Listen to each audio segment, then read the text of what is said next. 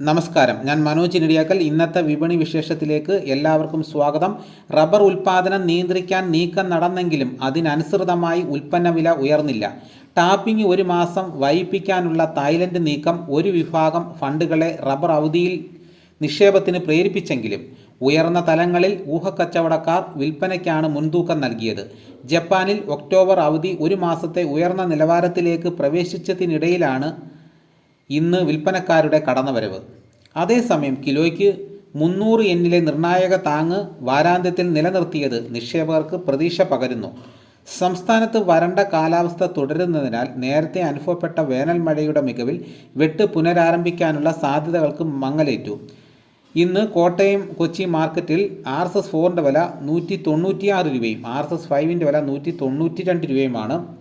ഏലത്തിന് വില തകർച്ച.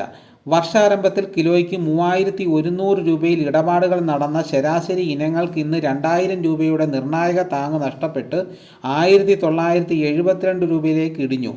ഉൽപ്പാദക മേഖലയിൽ നടന്ന ലേലത്തിൽ വരവ് 15630 കിലോയിൽ ഒതുങ്ങിയിട്ടും ഇടപാടുകൾ നടന്നത് കേവലം 13742 കിലോ മാത്രമാണ്. മികച്ച ഇനങ്ങൾ 2549 രൂപയിൽ കൈമാറി.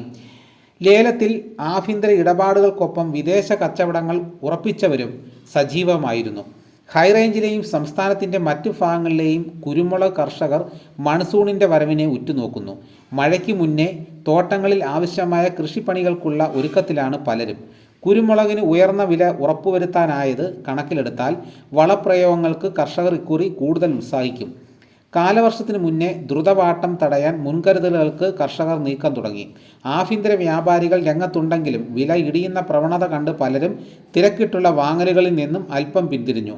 അൺഗാർബിൾ കുരുമുളക് ക്വിൻ്റലിന് 68500 രൂപയായി. ഇതാണ് ഇന്നത്തെ വിപണി വിശേഷങ്ങൾ. ഇതോടുകൂടി വീഡിയോ ഇവിടെ പൂർണ്ണമാകുന്നു. എല്ലാവരും ഒന്ന് ലൈക്ക് ചെയ്ത് സപ്പോർട്ട് ചെയ്യണം. ഇതേപോലെയുള്ള വീഡിയോസ് നോട്ടിഫിക്കേഷനായി കിട്ടാൻ ചാനൽ സബ്സ്ക്രൈബ് ചെയ്യാത്തവർ ചാനൽ സബ്സ്ക്രൈബ് ചെയ്ത് വെക്കുക. മറ്റൊരു വീഡിയോയുമായിട്ട് ഉടനെ എത്താം. എല്ലാവർക്കും എൻ്റെ നന്ദി.